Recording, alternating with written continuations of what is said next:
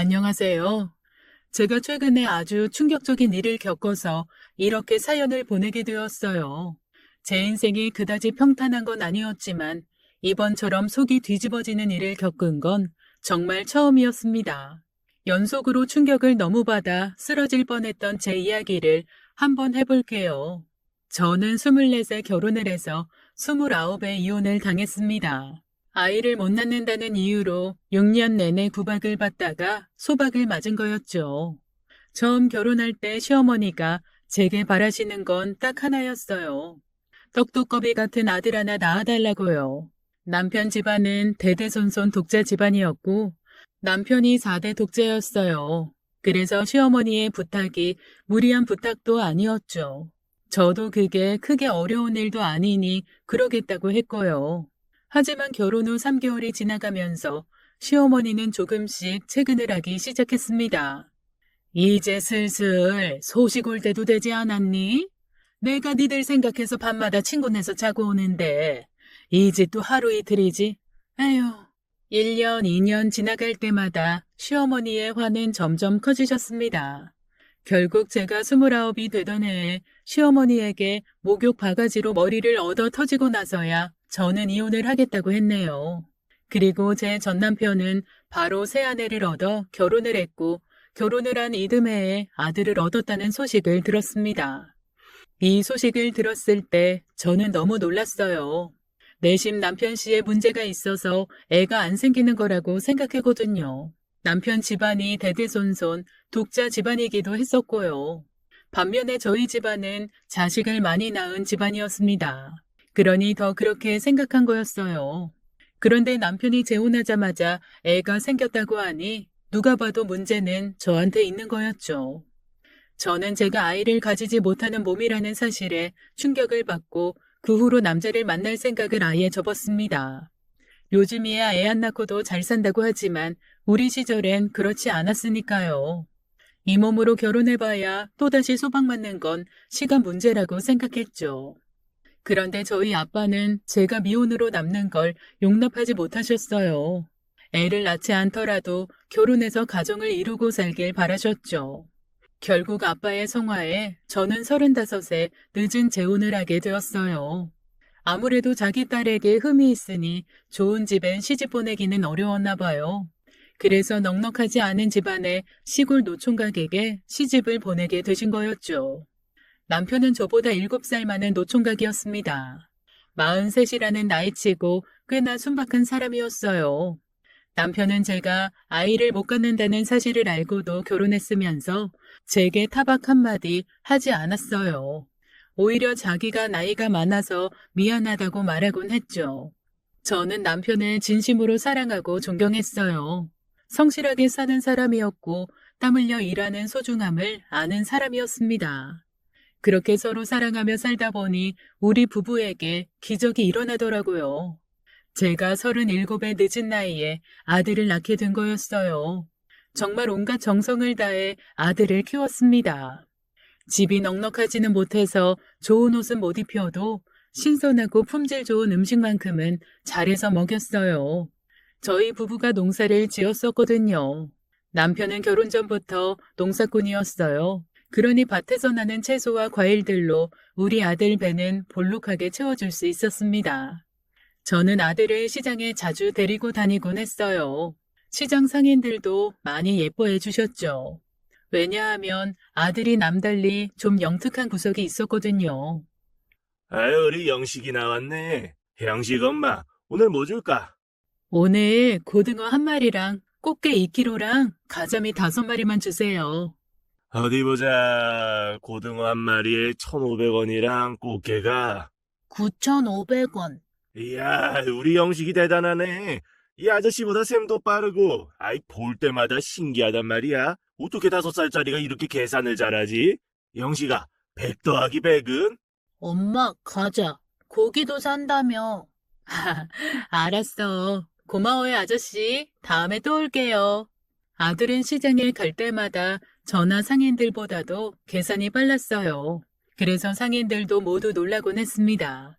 한글을 안 가르쳐 줬는데 4살 때부터 글을 읽더니 영어 만화만 틀어줬는데 나중엔 영어로 뭐라 말하기까지 했어요. 이때가 우리의 나이가 7살쯤이었어요. 초등학교에 들어가서도 늘 1등을 놓치지 않았죠. 남편은 아들을 무척 귀여워했어요. 게다가 공부까지 잘하니 우리 부부의 자랑이었습니다. 남편은 성실하게 농사짓고 저는 남편을 도우며 열심히 살았어요. 대단할 것도 없는 인생이었지만 마음만은 언제나 편안하고 행복으로 가득 차 있었죠.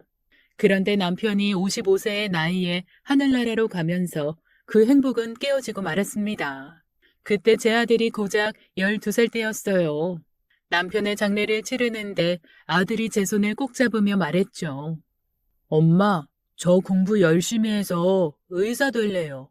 그래, 그러자. 우리 아들은 똑똑하니까 의사 될 수 있을 거야. 남편이 술 한잔을 하고 논밭길을 걷다가 미끄러졌는데 그 아래 쇠 구조물의 복부를 찔렸습니다. 급히 병원에 가서 수술을 했지만 결국 폐혈증이 와서 살 수가 없었어요. 아들이 뜬금없이 의사가 되겠다고 한 건 아마도 제 아빠를 살리지 못한 의사에 대한 원망 때문이었을 거예요. 물론 남편을 맡아준 의사도 최선을 다했겠죠. 그럼에도 불구하고 남편이 죽었으니 아들 심정이 어땠겠어요. 자기는 아빠를 살릴 수 있는 의사가 되겠다는 마음을 먹은 것도 이상하지 않았습니다. 아무튼 그 후부터 아들의 목표는 뚜렷했습니다. 정말 밤낮으로 공부를 했어요. 아들이 공부를 하는 동안 저는 논밭을 팔고 서울로 이사할 준비를 했어요. 남편 없이 혼자서 농사일을 하기가 버거우니 서울에 가서 일을 구할 생각이었습니다. 그리고 아들 뒷바라지 하기에도 서울만한 곳이 없다고 생각했죠. 저는 서울에 자리를 잡고 일자리부터 알아보았어요. 취직이 되기 전까지 하루하루 얼마나 피가 말랐는지 몰라요. 이대로 취직이 안 되면 우리 가족 먹고 사는 것부터가 문제였으니까요. 그런데 천만다행히 3주 만에 저는 제 일자리를 찾게 되었습니다. 영식아, 엄마 취직됐어. 이제 내일부터 봉제 공장에 나가서 일할 거야. 우리 영식이는 걱정하지 말고 열심히 공부만 하면 돼. 알겠지? 네, 엄마. 엄마 그동안 걱정 많이 했는데 정말 잘 됐네요.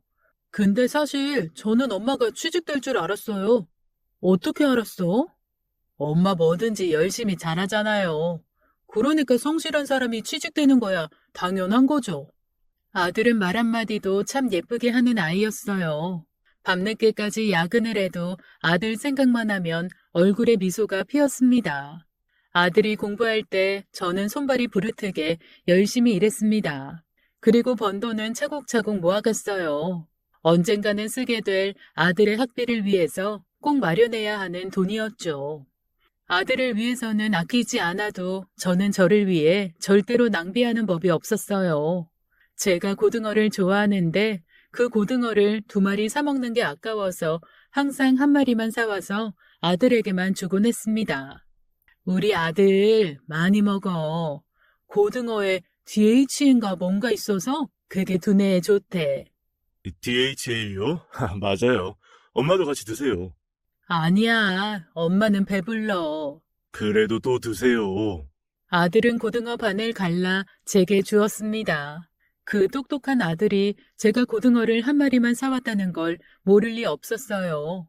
그럼 저는 또다시 고등어를 반의 반만 떼어내고 다시 아들 밥그릇에 얹어주었죠. 엄마는 우리 아들이 먹는 것만 봐도 배불러. 우리 영식이 더 먹어? 공장에서 받는 돈은 적었어요. 그래서 아들 책 한 권 사주는 것도 부담스러웠죠. 꼭 필요한 책들은 사주긴 했지만 넉넉하게 사주지는 못했어요. 그래서 저는 아들이 중학생 때 근처 학원가를 돌며 버려지는 책들을 주워오곤 했습니다. 고맙게도 아들은 그런 걸 부끄러워하지 않고 고마워했어요. 사춘기 때 아들이라 엄마가 창피하다고 생각할 법도 한데 말이에요. 그래서 저는 더 저를 위해 절대로 돈을 허투루 쓸 수가 없었어요. 봉제 공장에 3년째 다니는 동안 봉제 공장에 같이 다니는 언니가 그러더라고요. 영식아, 너 그 옷만 지금 3년째 입고 있는 거 알아? 이제 옷 좀 사 입을 때도 되지 않았어? 이렇게 열심히 돈 벌어서 도대체 어디에 쓰는 거야? 옷 한 벌도 안 사 입고. 어디에 쓰긴요. 나중에 우리 아들 학비에 써야죠. 우리 아들 의대 가야 되거든요. 뭐? 의대? 영식이 그렇게 공부 잘해? 좀 잘하긴 해요. 그리고 그놈이 자기 의대 가겠다고 했거든요. 아들이 가겠다는데 엄마가 돼서 돈 없어서 발목 잡을 순 없잖아요. 그러니까 열심히 벌고 아껴서 모아야죠. 그렇긴 한데 의대가 뭐 가고 싶다고 그게 가지는 건가?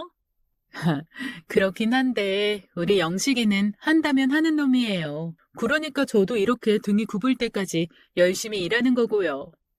공장 언니는 제 말에 그건 그때 가봐야 알지라는 표정을 보였지만 제 아들이 정말 의대에 합격하고 나서는 대단하다며 입을 다물지 못했어요. 아들은 의대에 합격했고 저는 마치 모든 꿈을 다 이룬 것처럼 행복했습니다. 저도 아들 못지않게 더 열심히 살았어요. 그리고 저는 수선집을 열어 가게를 운영했습니다. 그렇게 살다 보니 조금씩 집안에 여유가 생기기 시작했어요. 그러던 어느 날 아들이 결혼할 여자라며 그 아이를 집으로 데려왔어요. 안녕하세요. 처음 뵙겠습니다. 어서 와요. 오느라 힘들진 않았어요? 골목길이 좁은 주택가라 차 세우기 힘들어서 좀 애는 먹었어요. 그런데 뭐 그 정도는 괜찮았습니다. 주택가가 다 그렇지. 그래서 싫었어? 아니야, 오빠. 오빠가 어떻게 사는지 너무 궁금했어서 오는 내내 흥미진진했어. 아들이 데려온 여자친구는 뭐랄까, 좀 정이 안 가는 아이였어요. 아들에게 대하는 걸 보면 애교는 많은데 요즘 애들이 다 그런 건지 예의는 없어 보였죠. 그런데 이게 참 애매했습니다. 예의가 없다고 야단칠 정도는 아니고 그렇다고 공손하고 예의가 바른 것도 아니었거든요. 뭐라 말하기에는 조금 애매한 태도 같은 게 있었거든요. 그래도 내 아들에겐 얼마나 싹싹하게 굴고 자라는지 정말 내 아들을 무척 사랑하는가 보다 하는 생각이 절로 들었죠. 그래서 아들이 결혼하겠다고 하니 흔쾌히 허락한 거였어요. 누구보다 제 아들을 믿었으니까요. 그리고 상견례장에서 사돈댁을 처음 만났을 때 오히려 더 그렇게 믿었습니다. 왜냐하면 부잣집에 사는 사람들 치고는 매우 겸손한 사람들이었거든요. 영식군이 요즘 젊은 사람들 치고는 참 점잖고 생각이 깊은 것 같아서 보고만 있어도 참 믿음직합니다, 사돈. 좋게 봐주시니 너무 감사하네요. 제가 똑똑한 아들 발목 잡지 않으려고 노력한다고 했는데 책도 마음껏 못 사주고 그 흔한 학원 한번 마음 편히 못 보내줘서 많이 미안하죠. 제가 많이 부족한 애미였어요. 자기 혼자서 공부해서 의사까지 됐으니 제가 영식이한테 많이 고맙죠. 설마 영식군이 혼자 잘해서 의사가 됐겠어요? 이게 다 사돈께서 영식군을 훌륭하게 키우신 결과죠. 제가 보지 못했어도 사돈께서 그동안 혼자서 영식군 키운다고 얼마나 열심히 노력하셨을지 눈에 선하네요. 정말 대단하세요. 정말 존경스럽습니다. 아유, 대학 교수님이 저 같은 사람한테 존경이라뇨. 몸둘 바를 모르겠네요. 아무쪼록 우리 아들 잘 부탁드릴게요. 저희야말로 우리 딸 자식 잘 부탁드리겠습니다. 우리 애가 변호사 직업을 겉모습만 멀쩡하지. 아니 사실 철부지나 다름없어요. 저희가 다 가르쳐서 보냈어야 했는데 부족하더라도 양해해 주시고 사돈께서 잘 가르쳐 주십시오. 상견례 내내 저와 사돈 어른들 얼굴에서 미소가 떠나질 않았습니다. 상견례를 훈훈하게 마무리하고 순차적으로 결혼 준비를 해나갔어요. 식장을 알아보고 드레스를 고르는 건 아들과 며느리가 둘이서 잘 준비하는 것 같았습니다. 엄마 이번 주 주말에 예물 보러 갈까 하는데 엄마도 같이 가면 어떠세요? 예물? 내가 가면 며느리가 불편해하지 않을까? 그냥 엄마는 괜찮으니까 너희 둘이 다녀와. 그래도 엄마가 1,000만 원이 넘는 돈을 쓰시는 건데 같이 가서 봐주시면 좋잖아요. 제가 선영이한테도 말해놨어요. 난 정말 괜찮은데 가서 마음에 드는 거 골라. 아들은 저와 꼭 함께 가고 싶다며 저를 끝끝내 주얼리 샵으로 데리고 갔습니다. 강남에 있는 주얼리 샵이었는데 얼마나 고급지게 해놨는지 제 자신이 초라하게 느껴질 정도였어요.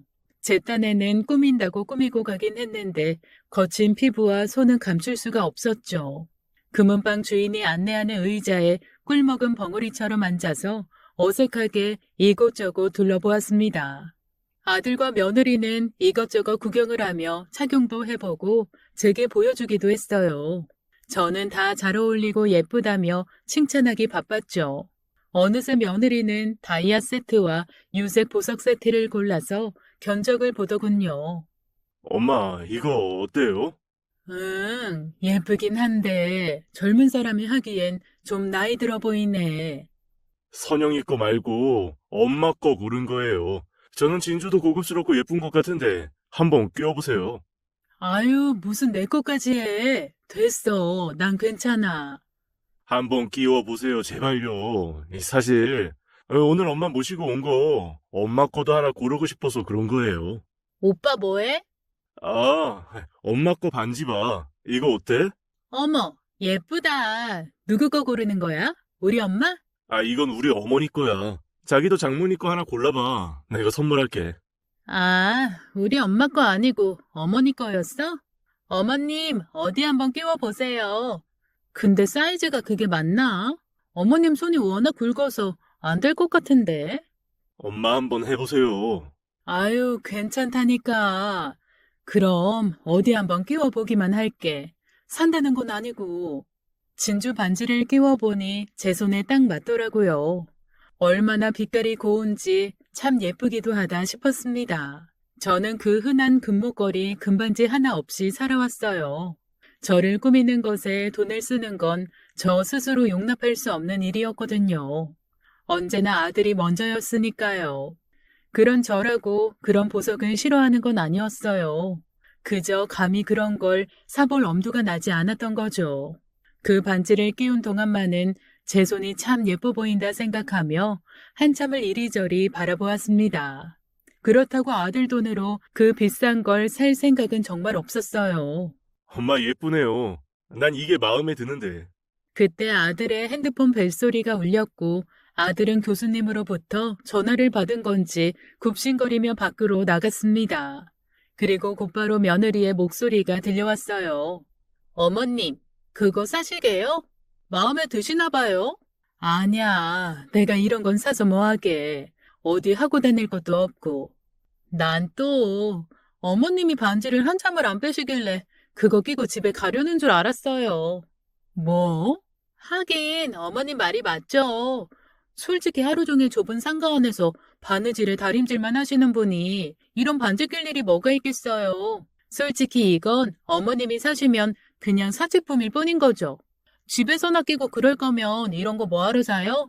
잡일할 때 걸리적거리기나 하지. 안 그래요? 저는 며느리의 말에 감정이 팍 상해버렸습니다. 며느리를 타박하기엔 딱 꼬집어서 혼내기도 애매했어요. 너 나 무시하는 거니? 라고 소리치고 싶었지만 그 말을 내뱉는 순간 저 스스로 나는 하찮아서 무시당하는 사람이라고 인정하는 것 같아 입을 꾹 다물 수밖에 없었죠. 잠시 후 아들이 들어왔고 며느리는 이렇게 말했습니다. 오빠, 교수님이 찾으셔? 오늘 쉬는 날인데 좀 놔두지. 그새를 못 참고 연락을 하시네. 오빠가 너무 능력남이라 그래. 아이, 어쩌겠어. 오빠가 잘나서 그런 걸. 아참, 나 우리 엄마 거 이거 골랐어. 이거 어때? 아, 그래? 그것도 좋네. 엄마는 고르셨어요? 난 됐어. 다 골랐으면 그만 가자. 엄마는 답답해서 먼저 나가 있을게. 공기가 좀 덥네. 아유, 엄마. 아들이 저를 뒤따라 나오려는 걸 며느리가 붙잡았습니다. 오빠, 이거 견적 내고 나가야지. 저는 밖에 나가서 찬바람을 맞으며 서 있었어요. 눈에는 눈물이 살짝 고였습니다.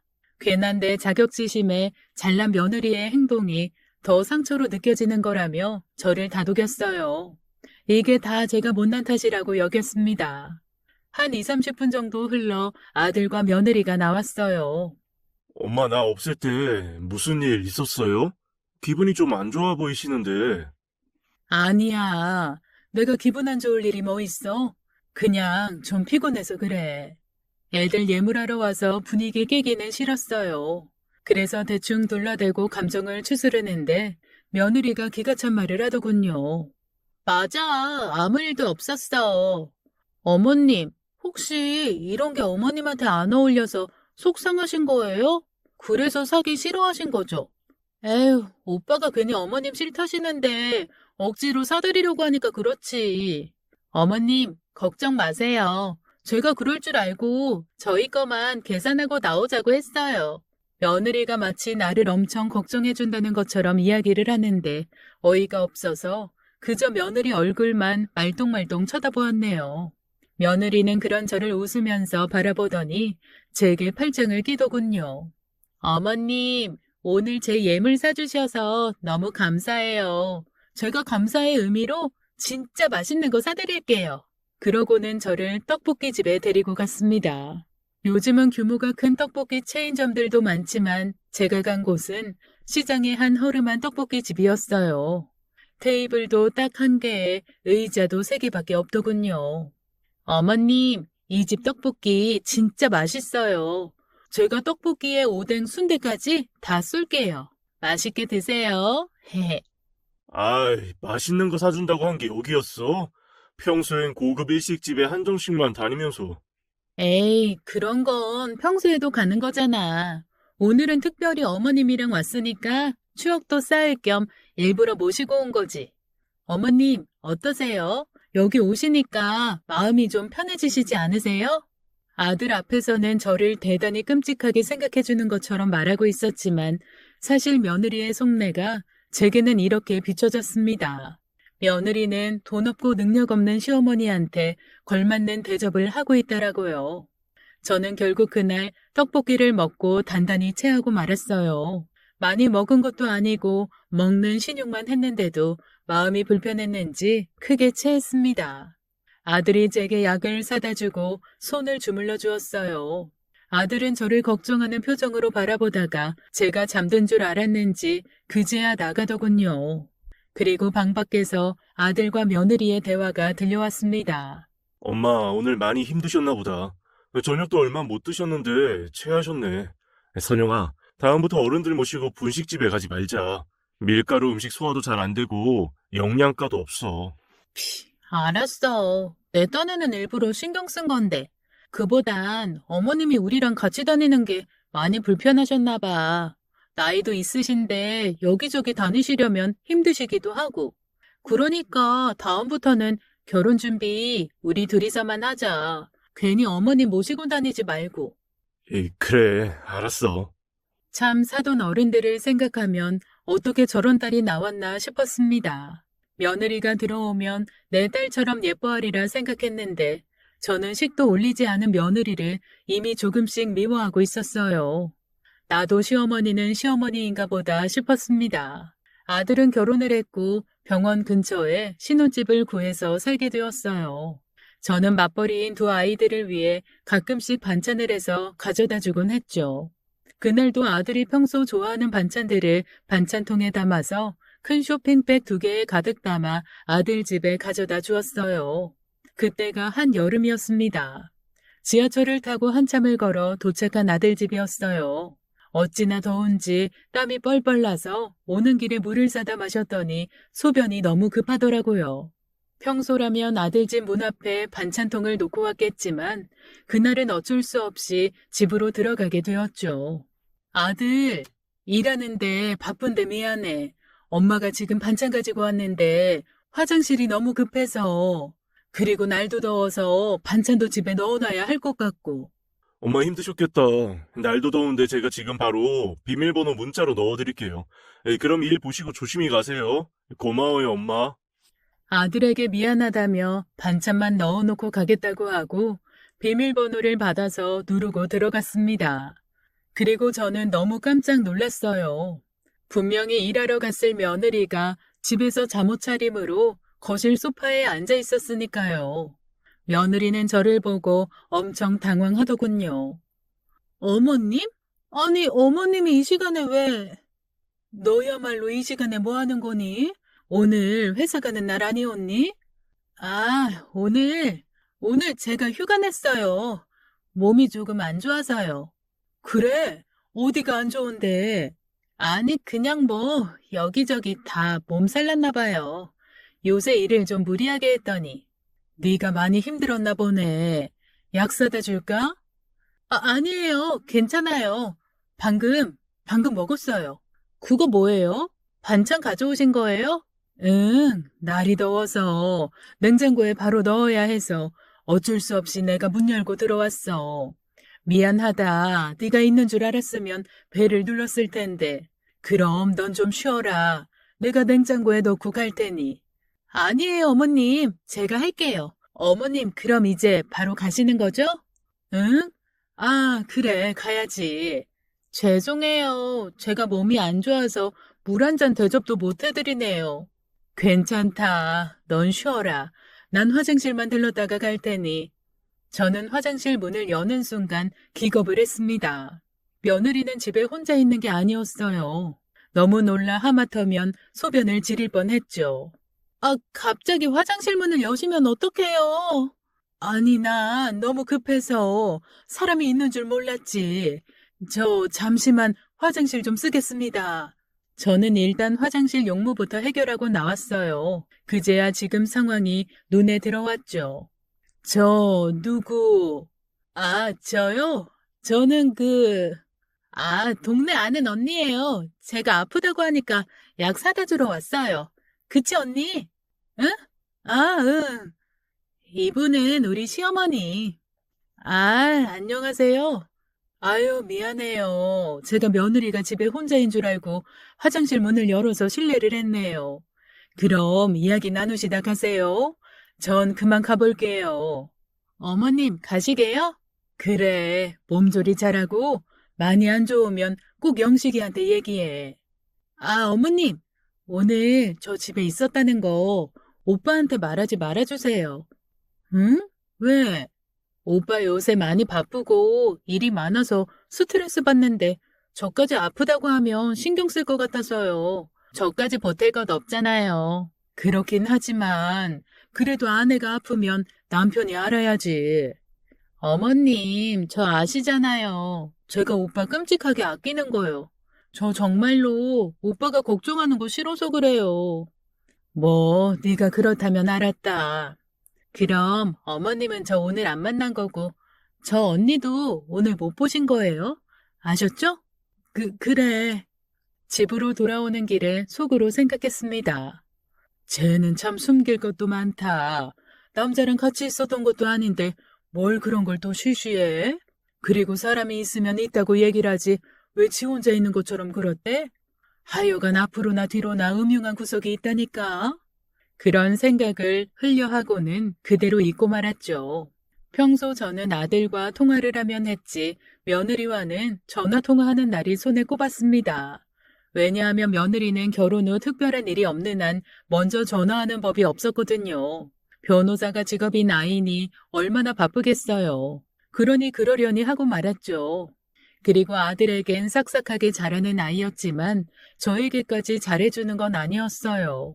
그래도 상관없었던 건 그저 둘이서만 잘 살면 된다고 생각했기 때문입니다. 그런데 그런 며느리가 어느 날부터인가 자주 연락하기 시작했어요. 어머님, 혹시 이번 주에 갈비 좀 재주시면 안 돼요? 오빠가 LA 갈비가 너무 먹고 싶대요. 그랬니? 저번에 준 반찬은 다 먹었고? 네, 실은 반찬도 거의 다 떨어졌어요.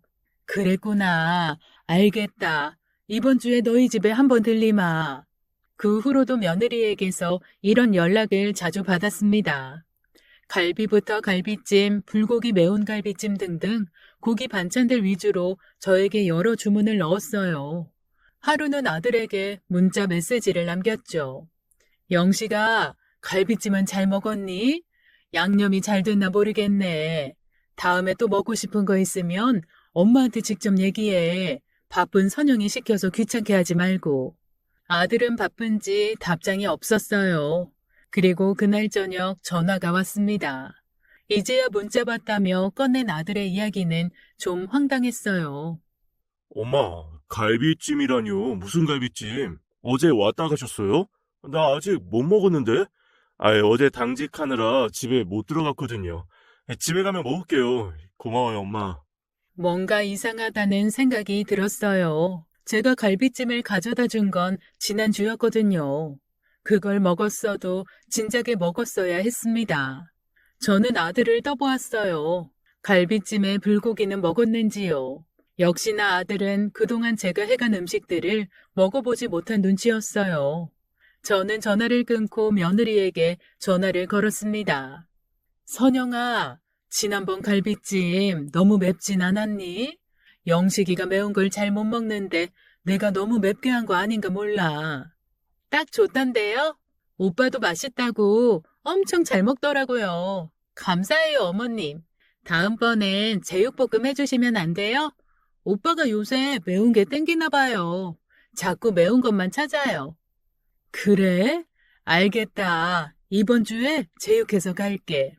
며느리는 거짓말을 하고 있었어요. 저는 도대체 며느리가 왜 거짓말을 하는지 너무나 궁금했습니다. 그리고 제육볶음을 들고 아들 집을 찾았어요. 문 앞에 두었다고 하고 며느리에게 문자를 보내자 10분 정도 뒤에 문이 열리더니 며느리가 나오더군요. 그리고는 그 제육볶음을 들고 어딘가로 향했습니다. 도무지 이해가 가지 않는 상황이었어요. 속으로 짐작되는 바가 있어서 너무나 가슴이 떨렸습니다. 설마 아니겠지 아니겠지 하며 며느리 뒤를 따라가 보았어요. 소주까지 싸들고 며느리가 도착한 곳은 아파트 건너편에 위치한 아주 허름한 연립이었습니다. 연식이 아주 오래되어 금방이라도 허물어져 내릴 것 같은 곳이었어요. 그리고 며느리는 그중 한 집 앞에 섰습니다. 며느리는 초인종을 눌렀어요. 저는 문이 열리기를 조마조마해하며 기다리고 있었죠. 마침 문이 열리고 며느리를 마중 나온 사람의 얼굴이 보였습니다. 저는 안도의 한숨을 푹 내쉬었어요. 아유, 그럼 그렇지.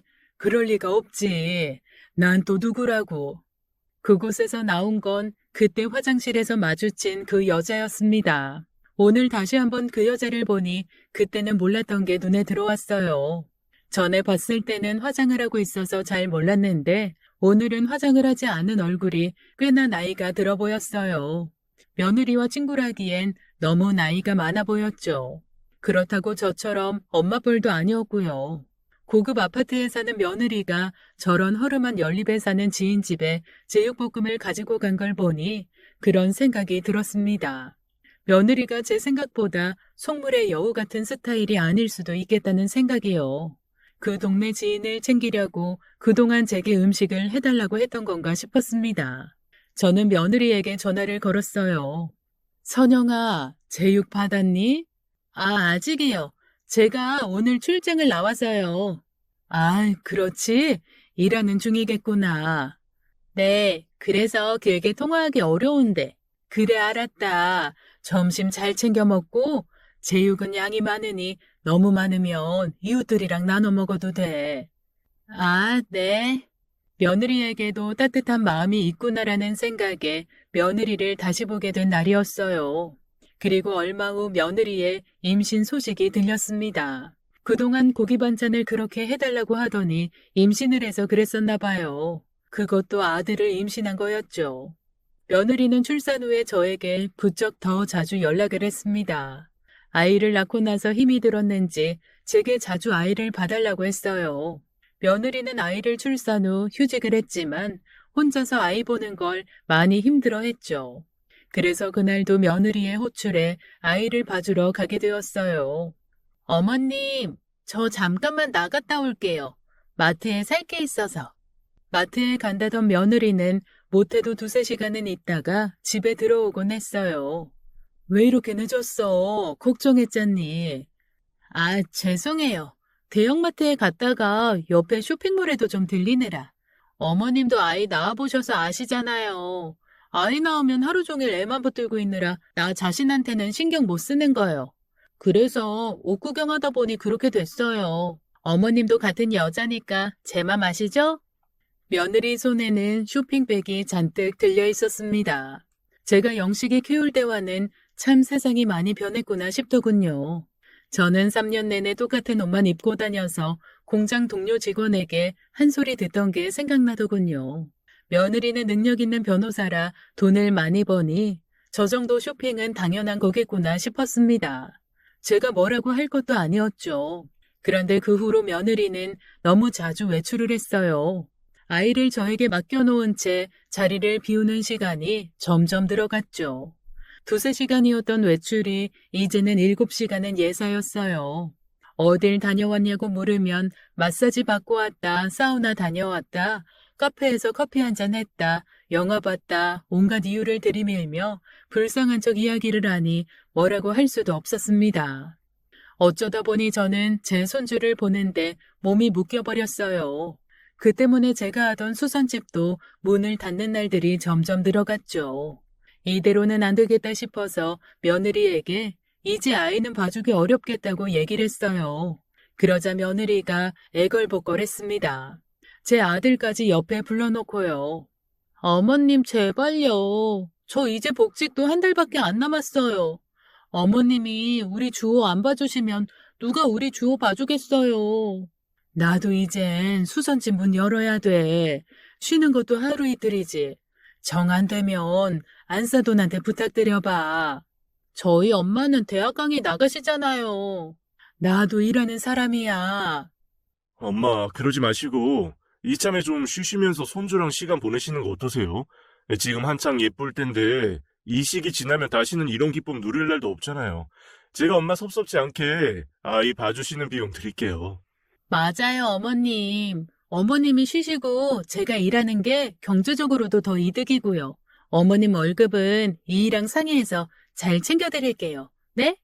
저는 결국 아들까지 나서서 아이를 부탁하자 어쩔 수 없이 허락을 했습니다. 애들이 준다는 돈 때문이 아니라 정말 아들을 위해서 선택한 일이었죠. 그래서 얼마를 주는 거냐고 묻지도 않았습니다. 저를 끔찍하게 생각하는 아들이 알아서 하겠거니 생각했죠. 어머님, 월급 드리는 거니까 날짜랑 시간은 정확히 지켜서 와주세요. 다음 주 월요일에 첫 출근이시니까 월급은 매달 15일에 드릴게요. 그렇게 며느리 말대로 첫 출근을 하게 되었습니다. 어머님, 우리 주호 TV 켜주지 마시고 아이 봐주실 때 핸드폰은 절대로 하지 마세요. 전자파도 그렇고 아이한테 영상 노출되는 거 안 좋아요. 아셨죠? 애 봐주면서 그동안 못 본 드라마나 좀 보려고 했는데 며느리 말에 뜨끔했습니다. 저 때는 안 그랬는데 요즘 애들은 미디어 관리를 철저히 하는 것 같았어요. 요즘 젊은 엄마들이 애를 똑똑하게 키우니 며느리 말을 따라주기로 했습니다. 그래도 며느리가 저를 베이비시터 취급하는 것 같아서 조금은 서운했어요. 하루는 손주를 보고 있는데 며느리에게 전화가 오더군요. 어머님, 제가 핸드폰 하지 말라고 했잖아요. 벌써 잊으셨어요? 아니, 잠깐 전화가 와서 받은 거야. 잠깐이 아니잖아요. 10분 넘게 통화하는 거 제가 다 봤거든요.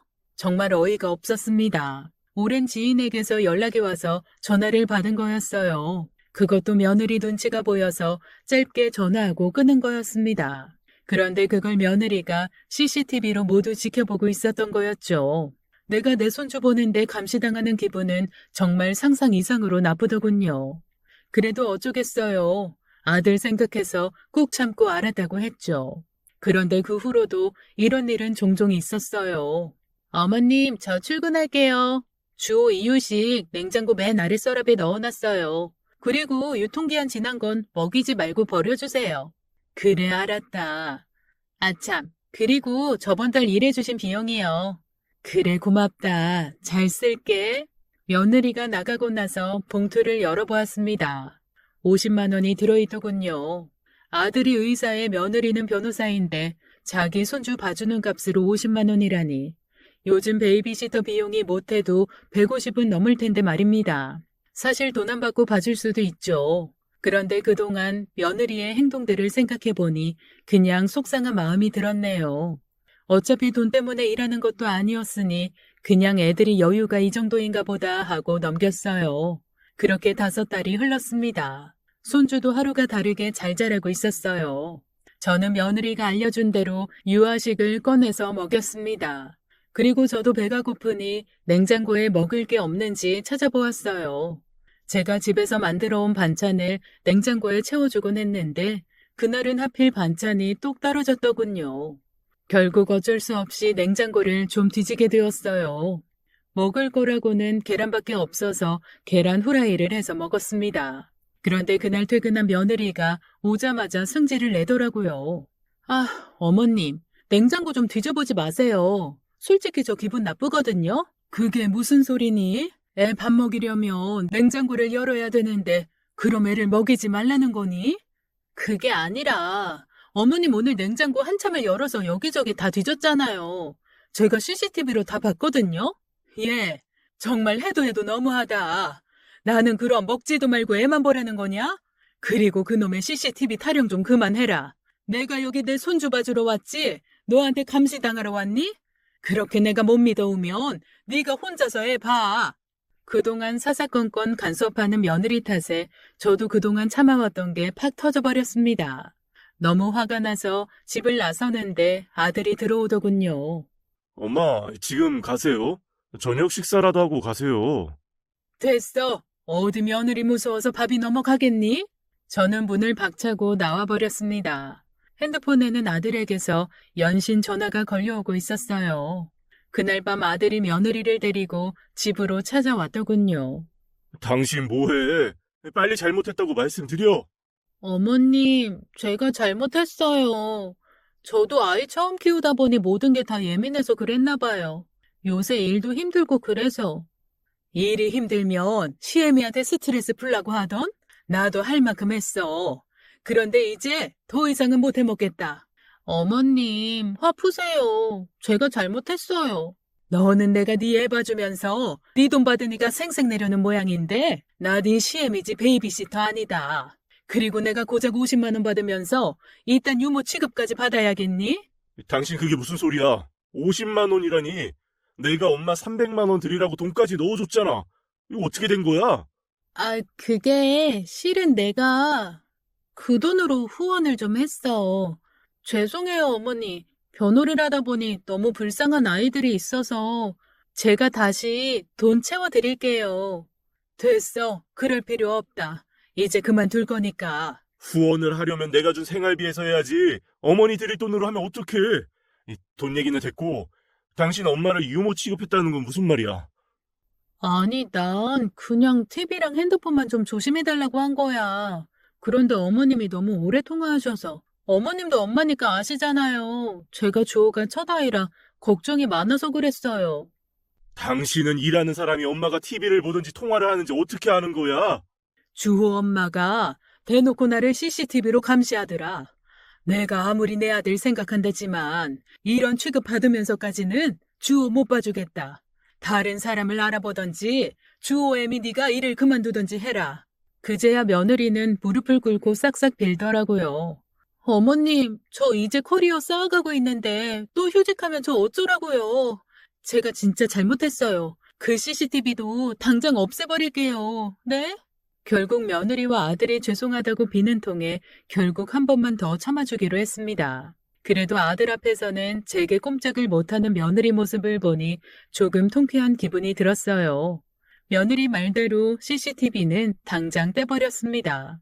CCTV를 떼고 나니 며느리도 좀 잠잠해지더군요. 그런데 며칠 후 상상도 못할 사달이 나고야 말았습니다. 손주를 먹이고 나서 저도 뭐 좀 먹으려고 냉장고를 열었어요. 또다시 그날의 치욕이 생각나서 입맛이 뚝 떨어지는 기분이었죠. 냉장고는 닫아버리고 찬장을 열어 라면을 찾아 끓이게 되었습니다. 주호는 거실 한켠에 엎드려 잘 놀고 있었어요.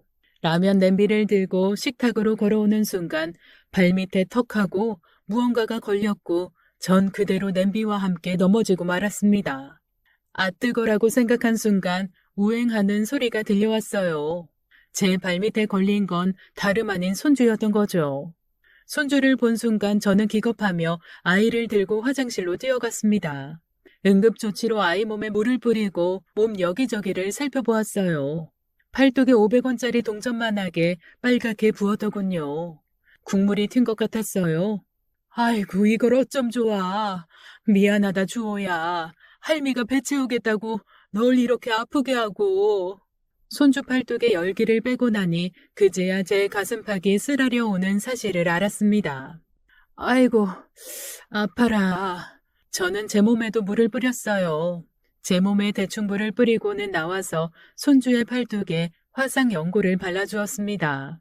그리고 나서 제 몸을 확인했는데 가슴팍에 손바닥만하게 물집이 잡혀 있었어요. 게다가 넘어지면서 허리도 삐었는지 거동하기 힘들 만큼 아파왔죠. 아이를 데리고 병원에 다녀오며 저도 치료를 받고 왔습니다. 아들에게 전화해서 오늘 있었던 이야기를 하자 아들은 저부터 걱정하더군요. 주호는 동전만하게 빨갛게 들고 물집만 조금 잡힌 거죠? 그럼 괜찮을 거예요. 그런데 엄마는요? 많이 다치신 것 같은데 정말 괜찮은 거 맞아요? 웬만하면 저희 병원으로 한번 나오세요. 제가 예약해 드릴게요. 그날 저녁 퇴근한 며느리가 집에 들어왔어요. 저는 미안하다고 이야기를 꺼내려는데 그 순간 며느리가 제 뺨을 세게 후려치더군요. 애 하나 똑바로 못 보고 다치게 만들어? 돈값 못할 거면 나가 죽어. 며느리는 평소에 며느리 모습이 아니었어요. 제가 아이를 다치게 한 건 100번 제 잘못이지만 아이가 그렇게 심하게 다친 것도 아니었거든요. 낮에 병원에 갔을 때 의사가 깊은 화상은 아니어서 시간이 지나면 나아질 거라고 했었습니다. 물집이 잡히긴 했지만 심각한 건 아니었어요. 며느리의 눈밑이 파르르 떨리고 있었어요. 저는 너무 놀라 바닥에 주저앉아 벌벌 떨었죠. 쓸모없는 것. 뭐야? 쓸모없으니까 당장 꺼지라고. 며느리는 저를 잡아 질질 끌고 현관문 앞에 내동댕이 쳤습니다. 저는 며느리의 행동에 너무 충격을 받았어요. 정신을 차려보니 집이었는데 무슨 생각으로 집까지 도착했는지도 모르겠더군요. 그 후 집 밖으로 한 발자국도 나가지 않았어요. 아들에게 며느리가 한 짓을 말할 수도 없었습니다. 너무 창피해서요. 아들에게 한번 연락이 왔었어요. 엄마 선영이 말로는 몸이 안 좋으시다면서요. 괜찮으신 거예요? 내일이라도 당장 저희 병원으로 오세요. 베이비시터 구하는 중이니까 엄마는 주호 걱정 마시고 일단 좀 편히 쉬시고요. 엄마 죄송해요. 엄마 힘들게 해서요. 아들은 그날 일어난 일을 전혀 모르고 있었습니다. 그저 제가 아파서 손주를 못 봐주는 줄만 알고 있더군요. 기분이 너무 가라앉아서 집 밖에 한 발자국도 나가기 싫었어요. 그렇게 한 일주일을 집에만 있었는데 아들이 시간을 내서 저를 보러 오겠다더군요. 저는 마침 밖에 볼 일이 있어서 아들에게 오지 말라며 한사코 말렸습니다. 아들을 만나면 눈물이 터질 것 같았거든요. 저는 도장과 신분증을 챙겨 부동산으로 향했어요. 제가 제 노후를 대비해서 사둔 오피스텔이 있었는데 새로운 세입자를 받았다는 연락을 받았거든요. 무거운 걸음으로 간신히 부동산에 도착을 했습니다. 부동산이 코너에 있는 부동산이었는데 드나드는 문이 두 군데인 곳이었어요. 그런데 그곳에서 며느리를 보게 되었습니다. 제가 들어가려던 문 반대쪽에서 며느리가 나오더군요. 그때 본 그 여자와 함께 팔짱을 끼고서 나오는데 이해가 가지 않는 말을 하는 걸 듣게 되었죠. 엄마, 집 마음에 들어? 응, 오피스텔이 깨끗하고 옵션도 아주 잘 돼 있네. 내가 네 덕에 이제야 호강한다. 에이 뭘, 우리 어디 가서 커피나 마시면서 수다나 떨까? 내가 그 놓친내 때문에 아주 혈압 올라 죽는 줄 알았어. 왜 또? 네 시애미가 또 등신짓 했어? 맞아. 저기 카페 있다. 우리 저기로 갈까? 며느리는 엄마라고 부르는 여자에게 제 욕을 하고 있었습니다. 카페에 자리를 옮기고 나서도 제 욕을 끝도 없이 해나갔어요. 솔직히 오빠가 의사니까 그거 믿고 결혼했지. 시어머니는 완전 개털이야. 왜 돈 많고 직업 좋은 남자는 안 꼬이고 꼭 어디 하나 모자란 사람들만 꼬이는지 몰라. 아니, 돈 없으면 일이라도 좀 제대로 하던가. 우리 주호 맡겨놨더니 주호 팔에 화상 입힌 거 있지? 뭐야? 아니, 그 등신은 애 안 보고 뭐 했대? 내 말이. 아무튼 그래서 내가 그냥 잡아서 집 밖으로 끌어내버렸어. 이참에 그냥 딱 연 끊고 살면 좋겠어.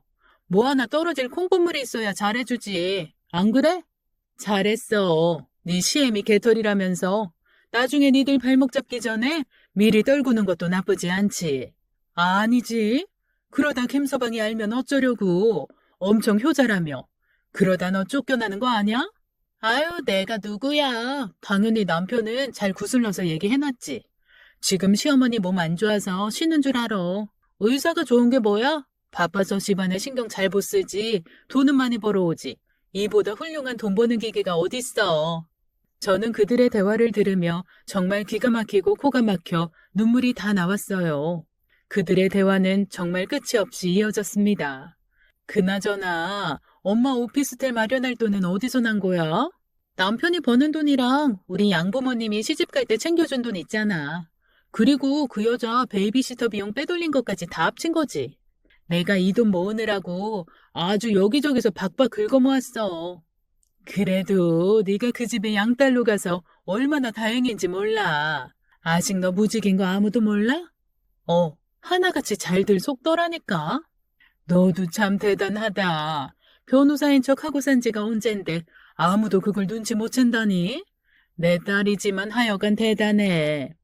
이게 다 엄마 닮아서 그렇지 뭐. 엄마야말로 나 그 집 앞에 두고 가서 대신 키우게 했잖아. 남 등쳐먹고 사는 이 유전자 어디 가겠어? 얘 말이 좀 그렇다. 등쳐먹긴 뭘 등쳐먹어? 그냥 똑똑하게 사는 거지. 그들의 입에서 나오는 말 한마디 한마디가 모두 폭탄 같은 말들이었어요. 얘기를 요약하자면 양부모 손에 자란 며느리가 사실은 제 엄마가 누군지 다 알면서도 유복한 집에서 크기 위해 모든 걸 숨기고 살아왔다는 거였죠. 게다가 변호사 직업도 거짓말에 백수라는 거였습니다. 더 기겁할 만한 건 그들의 나쁜 계획은 그게 끝이 아니었다는 거예요.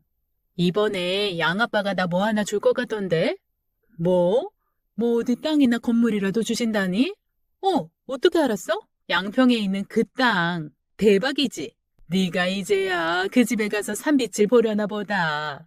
학교 다닐 때 맨날 나 미워만 하더니 의사한테 시집 가고 나니까 내가 이젠 좀 다르게 보이나 보지. 네가 학교 다닐 때 좀 발랑 까졌었니? 이 엄마도 너 못지 않았지만 그래도 너 정도는 아니었어. 도대체 애를 몇이나 된 거야? 아유, 좀 그 얘기 좀 그만해. 나도 엄연히 이제 유부녀인데 큰일 날 소리 하시네. 엄마가 이번에 한 건 잡았다고 얘기했니? 아니, 뭔데? 그때 말한 그 강 사장. 내가 빌라 소개해준 거 5채나 계약할 것 같더라고. 어머, 정말? 그럼 엄마한테 떨어지는 수수료가 1억 아니야? 맞지. 그저 남자들은 여자가 살살살살 말만 잘하면 그렇게 아무 생각 없이 돈을 쓴다니까. 이번에 일 잘 되면 내가 너한테 한턱 크게 쏠게. 정말? 그럼 나 에르메스 사주라. 이 년아 적당히 좀 불러. 그냥 구찌나 샤넬 같은 거나 하나 사. 알았어. 그들의 대화를 듣고 나서 저는 심경이 복잡해졌어요. 이걸 사돈댁에 얘기를 해야 하는 건지 아들에게 알려야 하는 건지 고민이 깊어졌죠. 사돈댁은 아무것도 모르고 철든 딸이라 생각하고 잘 사시고 있고 제 아들은 주옥 키우며 불평 없이 잘 사는데 제가 괜한 벌집을 건드리는 게 아닌가 싶었거든요. 속이 너무 답답하다 보니 저는 제 남편을 찾아갔어요. 소통할 사람 하나 없으니 죽은 사람을 찾게 되더군요. 그리고 듣지도 못할 남편에게 제 한풀이를 마음껏 풀어버렸습니다.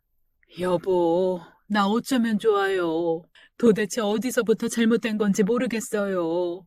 할 수만 있다면 내 아들 결혼 전으로 돌려놓고 싶어. 사돈, 그게 무슨 말씀이세요? 에그머니나, 아니, 사돈이 왜 여기에... 지금 하신 말씀이 전부 사실입니까? 아니, 그곳에서 사돈을 마주칠 줄은 정말 예상도 못했습니다. 근처에 볼 일이 있어서 지나다가 제 남편 자리에 꽃이라도 새로 꽂아주실 겸 수목원에 방문했다고 하더군요.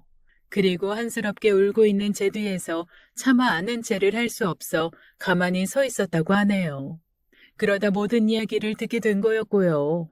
저는 제 감정에 취해 뒤에 사람이 온 줄도 모르고 제 속 이야기를 모두 끄집어내고 있었던 거였어요. 제 얘기에 놀란 건 사돈들도 마찬가지였습니다. 저희는 자리를 옮겨 카페에서 무슨 일이 있었던 건지 이야기를 나누게 되었어요. 저는 며느리가 양딸인 줄 몰랐어요. 죄송해요. 제가 제 친딸이라고 생각하고 살아왔고 솔직히 말하면 사돈댁이 흠잡힐까봐 모른 척 넘어가려고 했네요. 정말 죄송합니다. 제 딸아이가 그동안 저지른 물에 제가 대신 사과하겠습니다, 사부인. 제가 우리 딸을 잘못 키웠어요. 오랫동안 아이가 생기지 않아서 시름이 깊어가던 부부에게 어느 날 집 앞에 놓인 아이는 하늘이 내려준 선물과도 같았다네요. 그게 바로 제 며느리였어요. 며느리는 자라면서 참 말을 잘 듣는 아이였다고 했습니다. 그런데 참 이상한 것은 학교에서 친구를 괴롭힌다는 선생님의 연락을 종종 받았다고 하더군요. 며느리는 사람을 봐가면서 대해왔던 거였어요. 자기보다 약자라고 여기면 함부로 대하고 자기가 잘 보여야 하는 사람에겐 한없이 좋은 사람, 착한 사람처럼 굴었다고 했습니다. 인간관계에서 상하관계를 명확히 구분지어 행동하는 아이였던 거죠. 사돈 어른들은 며느리를 키우다 보니 그런 사실을 알게 되었대요. 설마 했는데 우리 애가 친엄마를 만나고 있는 줄은 정말 몰랐네요. 그동안 친엄마가 그립다고 보고 싶어 하던 게 다 연극일 줄은. 어려서부터 속이는 게 남다른 아이긴 했는데 이 정도일 줄은 저도 몰랐습니다. 변호사 시험 합격했다며 합격증 보여주고 이 대학도 다녔는데 그게 전부 가짜라니. 아무리 우리가 양부모라지만 우리까지 속일 생각을 했는지 도무지 제가 키운 딸이어도 이해가 안 가네요. 사부인, 제 딸 잘못은 제가 바로 잡을 테니 이 사부인은 걱정 마시고 기다려 주십시오. 결국 제 아들도 며느리의 실체를 알게 되었어요. 사돈 어른이 집에 찾아와 아들에게 사죄하며 모든 이야기를 털어놓았거든요. 아들은 정말 믿기 어렵다는 반응이었죠. 엄마, 아빠, 도대체 저한테 왜 이러는 거예요? 제가 엄마, 아빠한테 뭐 잘못했어요? 저 그동안 두 분한테 잘 보이려고 제가 얼마나 애썼는 줄 알아요? 이 녀석아, 그게 잘못됐다는 거야. 누군가한테 잘 보이겠다고 너 자신을 거짓으로 포장하는 게 잘못된 거라고. 이건 사기 결혼이고 너는 우리를 평생 배신해온 거나 다름없어. 사기요? 그러는 엄마, 아빠는요? 왜 내가 양딸이라고 나한테 평생 말 안 했는데요? 제가 두 분 부모 연기에 속으로 얼마나 웃겼는지 알아요? 뭐야? 선영이 너 그게 무슨 말버릇이야? 누가 뭐래도 우리는 널 친자식처럼 사랑했고 정성으로 키웠어. 친자식? 정말 그렇게 생각했으면 지금 이런 상황을 만들지도 않았겠지. 자식의 흠을 감춰주고 감싸주는 게 부모 아니에요? 너 원래 이렇게 무례하고 싸가지 없는 애였니? 당장 나가. 네가 그동안 우리 엄마한테 대한 것만 생각하면 당장 똑같이 해주고 싶지만 네가 주호 엄마라서 참는 줄 알아. 내가 그동안 오빠한테 얼마나 공을 들였는데 이렇게 매몰찰 수가 있어? 나 오빠가 죽으라면 죽는 신용도 한 사람이야. 입안을 혀처럼 굴어줄 때는 좋아 죽더니 이젠 내가 변호사가 아니라니까 내가 싫어진 거야? 아니면 다른 여자라도 생겼나? 아들은 며느리의 악담을 참지 못하고 며느리의 멱살을 잡아서 집 밖으로 끌어냈습니다. 그 후 며느리는 사돈을 찾아갔지만 문을 열어주지 않았다고 합니다. 바깥 사돈이 증여해주기로 했던 땅도 당연히 무효가 되었죠. 며느리는 매일 저를 찾아와 잘못했다고 싹싹 빌었어요. 제가 받아주면 아들도 며느리를 받아줄 테고 그러면 원래의 자리를 찾을 거라 생각하는 듯 했죠.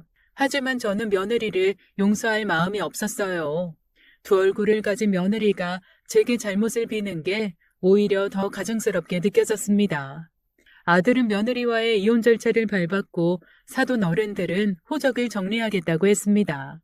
친엄마가 있는데 자신들이 부모 자격으로 있는 것도 말이 안 된다고 생각하셨나 봐요. 결국 며느리는 호적에서 파이고 이혼을 당하게 되었어요. 아들은 그 후 정신적 충격을 받았는지 친한 친구인 정신과 의사를 종종 찾아가는 것 같았습니다. 저는 주호를 맡아 키우며 하루하루 살았어요. 제 가슴에 화상 자국이 남은 것처럼 제 마음에도 정신적 충격이 그대로 남아있는 것 같았죠. 여전히 가슴속엔 돌덩이가 들어앉은 기분이었습니다. 며칠 후 다시 부동산을 찾아갔습니다. 저 대신 계약을 진행해준 부동산에서 계약서를 가져가라고 했었거든요. 그리고 그곳에서 뜻밖의 이야기를 듣게 되었습니다. 사모님, 이번에 빌라 투자 한번 해보실래요? 저기 땡땡동에 새로 지은 빌라가 있는데 위치도 좋고 가격도 잘 나와서 투자하기 괜찮을 것 같아서요. 부동산 중개사가 말한 그 빌라는 며느리의 친엄마가 언급했던 바로 그 빌라였습니다. 저는 갑자기 궁금증이 일어 한번 보겠다고 했어요. 그리고 그곳에서 한 남자를 보게 되었습니다. 강 사장님도 나오셨네요. 그동안 여기 계약은 하기로 하셨어요. 그것 때문에 오늘 한번 둘러보러 나왔습니다. 위치도 괜찮고 잘 지었네요. 그렇죠. 위치야 좋죠. 그럼 천천히 둘러보시고 부동산 잘 알아보시고 계약하세요. 부동산 사장은 혀를 내두르며 강 사장을 걱정하는 눈치였어요. 이유를 모르니 덤터기를 씌우고 계약하려는 업자들이 있는데 그 사람이랑 물건을 보러 다닌다는 이야기를 하더군요. 며느리의 친엄마가 강 사장에게 빌라 5채를 소개했다는 이야기가 떠올랐고 저는 무슨 생각이었는지 무작정 그 남자에게 말을 걸었습니다. 저 강 사장님, 실례지만 차 한잔 할 수 있을까요? 예? 저요? 저 아세요? 제가 혹시 아는 분이신가요? 그건 아니지만 이제 곧 알게 되실 거예요. 강 사장에게 며느리 친엄마의 계획을 낱낱이 알렸습니다. 강 사장은 표정이 굳어졌어요. 아무래도 며느리의 친엄마라는 사람과 연인 관계였던 게 아닐까 짐작되더군요. 어쨌든 알려줘서 고맙다고 하고 돌아갔고 그 후에는 어떻게 되었는지 소식을 듣지 못했어요. 다만 부동산에 물어보니 그 후로 계약도 하지 않고 나타나지도 않았다고 하더군요. 시간이 흘러 저와 아들은 안정을 찾아갔어요. 그리고 한참 시간이 흘러 우연히 강 사장을 길에서 마주치게 되었죠. 그때 그 구원자님 맞으시죠? 어머, 네, 이렇게 뵙네요. 그때는 경황이 없어서 인사를 못 드렸는데, 덕분에 빌라 사기 당하지 않을 수 있었어요. 감사합니다. 그 여자가 사기치려던 거 맞죠? 더 비싸게 붙여서. 네, 덕분에 깔끔하게 정리했네요. 그래서 말인데, 이번엔 제가 차 한 잔 대접하고 싶은데, 시간 괜찮으신가요? 제가 지금 우리 손주를 보러 가야 해서요. 그럼 살펴가세요. 아마 그날 강 사장은 제게 감사 인사보다는 저와의 인연을 이어가 보려 했던 것 같아요. 하지만 저는 그럴 생각이 없었습니다. 지금 아들과 손주, 우리 죽은 남편만 그리기에도 하루가 너무나 바쁘거든요. 요즘은 친구들과 모여 손주 자랑하느라 바쁜 날들을 보내고 있어요. 다행히 손주가 잔머리보다는 공부머리를 타고난 듯 보이더군요. 며느리를 닮지 않은 것 같아서 천만다행이라 생각합니다. 그 후 그 모녀는 어떻게 지내는지 모르겠네요. 어디선가 사기나 안 치고 다녔으면 좋겠습니다.